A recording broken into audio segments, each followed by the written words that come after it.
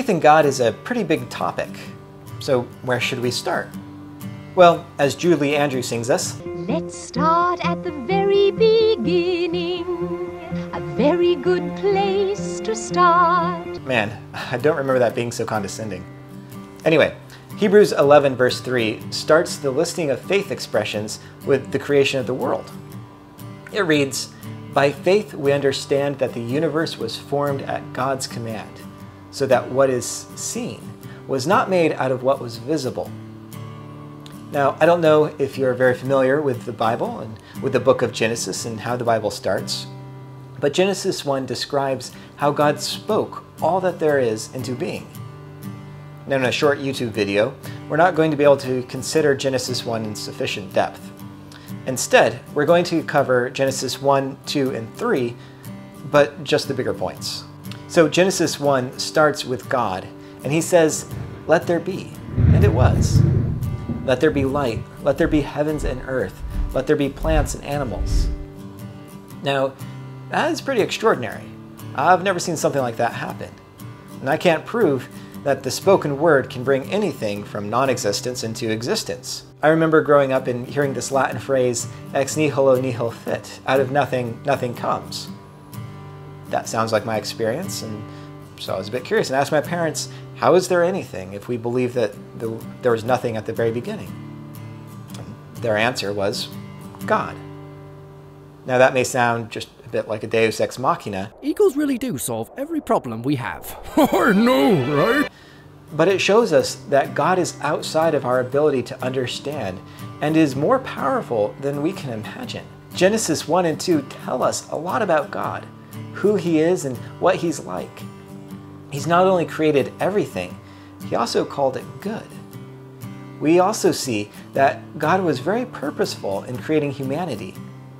The rest of creation was formed to support human life. Adam and Eve were then created to share God's image and to be in conversation with God. God created man with the purpose of relating to God. All humanity has dignity and worth through this act of creation, and we are loved. Yet something went wrong. We find Genesis 1 and 2 hard to believe. We see the world today and we're not really sure if we can trust this all-powerful God. He sounds dangerous. Why? Well, because of what happened next. Genesis 3 describes how this brokenness entered the world. Humanity rebelled and rejected God's created order. The first man and woman had everything they needed and even more. And God said all of creation was for them, except one tree. But Adam and Eve listened to the lie that God wasn't honest or trustworthy. And if you know the story, you know that this is where death enters the world. Adam and Eve were condemned to die.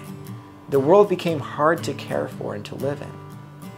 Yet all of creation was still for Adam and Eve's use. And God made a promise of redemption. Despite humanity's rejection, the creation narrative shows us that God still wants a relationship with us.